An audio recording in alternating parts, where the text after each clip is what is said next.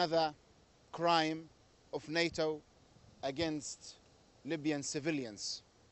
You have all seen it before. It is not something novel. NATO strikes civilian areas, civilian neighborhoods, claiming its command and control areas or centers or nodes.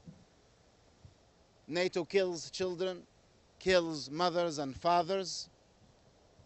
It never apologizes, never investigates, never comes to the ground to try to have any sort of dialogue with the Libyan government. You saw with your own eyes the dead bodies of small children and their mother.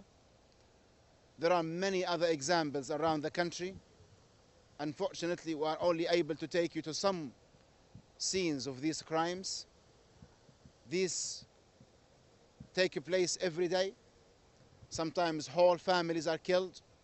Sometimes individuals, people walking in the streets, people sitting in cafes, in their schools, universities, cafes, in every place is not, no place is safe from NATO. We appeal to the international media, we appeal to journalists, we appeal to international organizations, we appeal to all decent people from all around the world to help us stop this madness.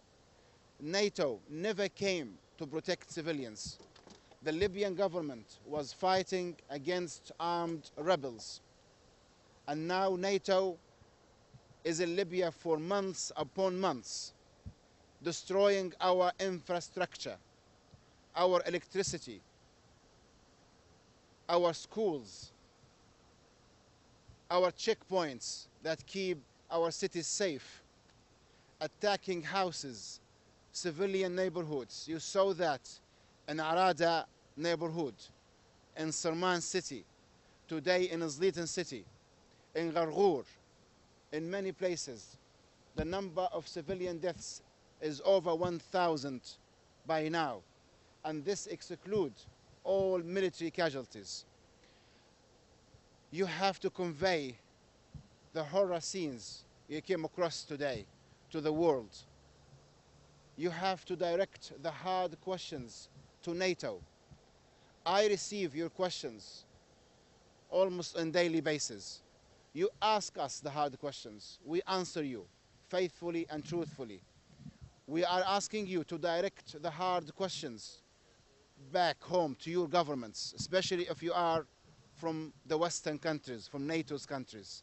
You have to ask your prime ministers, your presidents, your commanders of the army, how is it that they could go and sleep every night knowing that every night they are killing people in Libya?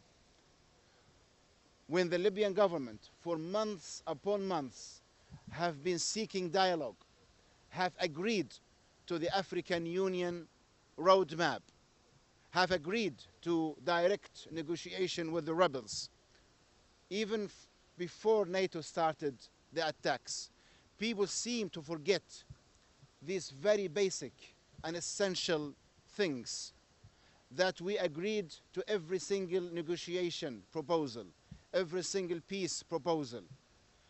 Our only simple and honest condition that no one should decide the future of Libya from outside.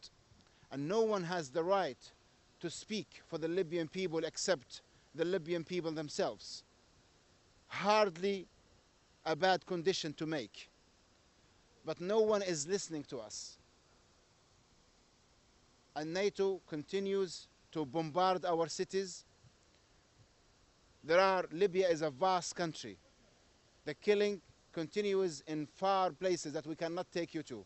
In Sabha city, in Sirt city, even in the very south of Libya, in Ubari and Gat, in Al-Wahat area, in Al-Jufra area, in the Western Mountain areas.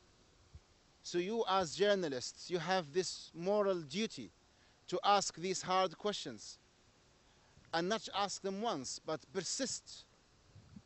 Why does NATO feel the need to continue this campaign? And who gave NATO the mandate to ask the Libyan leader or the Libyan government to step down? This is not mandated by the United Nations, nor by the Security Council. They say they are here for the protection of civilians. When did the campaign become the change of the regime? Why is it that you as journalists accept this discourse from NATO without questioning when they talk about Gaddafi stepping down? You ask me, and you ask the Prime Minister of Libya these questions. You say, why can't Gaddafi step down? When did the campaign become to overthrow the leader of this country? This is not allowed by the UN. It's not mandated by the Security Council. It's about the protection of civilians. In fact, legally, we have every right, even by international law, even by the Security Council resolutions themselves, we have the right to fight the armed rebellion. We can legally, surprise, surprise to many of you, unfortunately, kill every single armed rebel without having any political, diplomatic, or legal issues whatsoever. According to every single national and international law, we can fight against the rebels, kill them one by one, hunt them down without having any moral or legal issues whatsoever. So why is it that in Libya the case is different? NATO is not just killing our families, it's providing air cover, continuous daily air cover to armed gangs that are trying to overthrow the government of a sovereign country.